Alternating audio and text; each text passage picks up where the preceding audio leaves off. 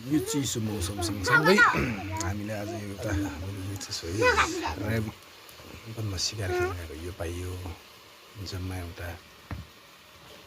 यो पाइयो यो पाइसकेपछि हामीले अब यसलाई यहाँ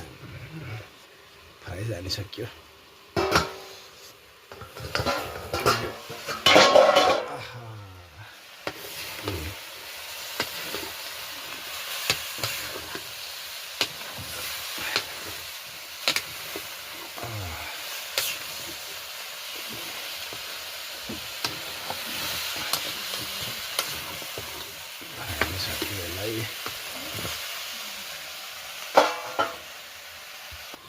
मासु यो चिजको हो आजको मासु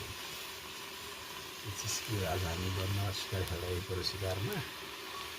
सबै लियो बनाइयो यसो गराइयो पुरै उरेको